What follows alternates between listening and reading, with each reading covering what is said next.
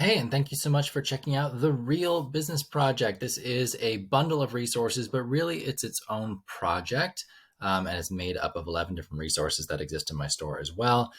Each resource on its own is very applicable to different business projects or ideas, hypothetical, real, whatever it is. But this one is about getting students to actually start a real business. We want them to come up with ideas, we want them to turn it into reality, and we want them to try and make a profit. So it's got 11 different resources included.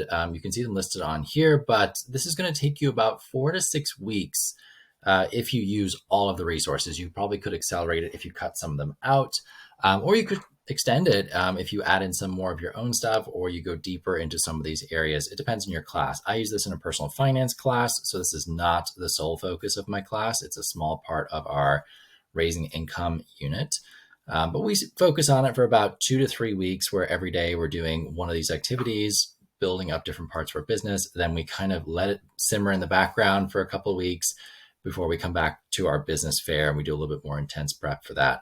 So it really is something that is super fun to do with students. What they can come up with is amazing. They don't often get the chance to be this kind of creative, collaborative sort of space and produce something that they're really excited about and make money in school. I mean, how many classes do they get to make money in school? The other thing, yes, everything you need is going to be in here. So like if you want to do this and you're like, I don't really know anything about starting a business, this is going to be the resource for you. I can take your students through every single part. All you really have to be is the guide. So you've got the resources, you're bringing them out in class, you're showing the videos if there's something that needs to be explained, or you're putting up the presentation that goes with it. And the students really are supposed to explore and learn as they go. They're not supposed to have this template. Here's how to start a lemonade stand. Like, it's supposed to be them coming with their own ideas, exploring it, evaluating it. And the resources I've given you are supposed to help students figure out what are the good ideas and how to progress that idea to become a profitable business. So if they're doing all the activities, they're trying all the different parts, they're submitting their work, they should come out with a quick, easy to start, simple, clear idea, profitable business that fits into their desired lifestyle. So they should have enough time to work on it. And it should be something they're excited about. So they should be excited to work on this project and then get to the business fair at the end where they can showcase their work.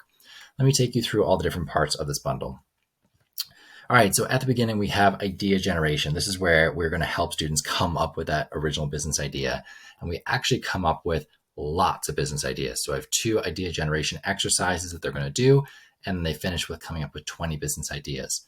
From there, we start ranking our ideas and trying to figure out what's the best idea to take forward for this project. So they usually come up with a top 3. We have plan A. If it looks like that's not going to work out, then we move on to plan B.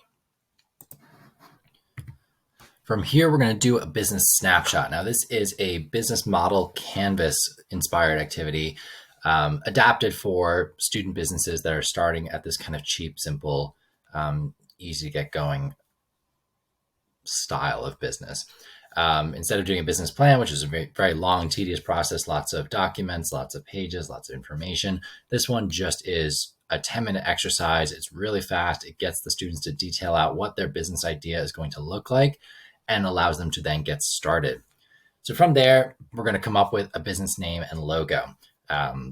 Very simple, easy exercise to do, coming up with an effective name and a logo that makes sense, particularly for the types of businesses we're doing, where we're doing a quick startup project that has a soon to come end date. So we don't want to spend a long time trying to convince people that our business is related to an unrelated name sort of thing. Like, we don't want an Apple, we want an effective business name and logo. At this point, students will get into groups. If they're going to get into groups, I recommend 3 students or less per group. So 1 to 3, most students will either do an individual project or maybe 2-person partnership. A couple will try and work in 3s, just depends. Anything over 3s, you usually end up with someone being carried. And the activity for this one is a founder's operating agreement. So if you're the business founder, an operating agreement would detail out how you're going to run your business. So good exercise for getting students to think about it. If they're in a partnership, then we also want to include things like how the partnership is going to operate, what are the rules and regulations and expectations of that partnership, what happens when the partnership dissolves, or what happens if you need to boot a member out. This is all included in that document. Super important document to do. All right, after that, it kind of is a choose your own adventure. You can do these in any order you want, but this is the order that I would choose to do it in. We do market research next, where we learn about our target market and how we can best cater to that market. So we'll do a combination of primary, so field research, and secondary desk research. And this is something that I have a Google form survey that I have students do on top of some other desk and field research. Finding a business mentor. This is actually one of the more important parts of this activity and really helps accelerate students forward. They're going to try and reach out to some other existing business owner who's been in this area for quite a while doing this business. So they're looking for a mentor. They're looking for someone who can offer them guidance, can share the do's and don'ts, the shortcuts, the things that they have learned through trial and error, and help guide students through starting their business. Then we got production process. So how do you make your product, or how do you do your service? So really detailing out the instructions, the step-by-step of how to do it. And at this point, we want to produce a sample. So either a trial run of a service or a sample product, or if it's something a bit more involved, maybe a prototype. Advertisements. How do we let people know you exist? In this activity, students are going to create 3 advertisements for their business, making sure they're considering their target market and how they want to reach them and what they want to say. And every advertisement should have a call to action as well. This part really generates some cool images for you to use in promoting the events that the students are going to be doing later on. The mastermind meetings, this can really happen at any point after the business snapshot.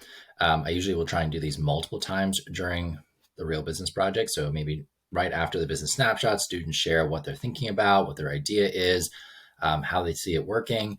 And then a couple times later, like what they found out after the market research, after they produce an advertisement, what does that look like for them? It's supposed to be a space where students can collaborate. They can share what they're working on, what challenges they're having, what they want help with, and then offer ideas to other students as well. So it's supposed to be the idea of collective brain power, as opposed to the teacher being the source of all the answers, or a textbook, or there being some template to follow. They're going to collectively figure it out together. Then we've got the finances of the business. This will be an ongoing thing. So one of them is cash flow tracking. So you'll introduce that a little bit sooner, where students are going to track all of their income and expenses during the project.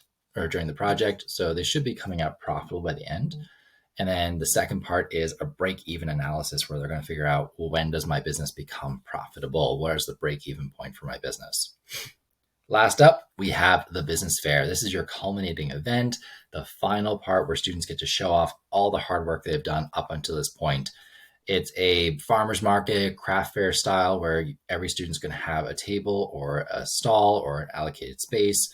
They're going to have posters, they're going to have sample products, they're going to have a presentation ready to share with judges when they come around, or the rest of the student body if they're invited to come.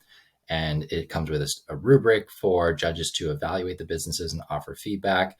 Really fun event, really cool way to finish up a project, and something that is an amazing advertisement for your course as well. All right, if you have questions for me, please do send them. I would love to help you out with getting your business project started. My email is thefieducator@gmail.com, and thanks so much for checking this out.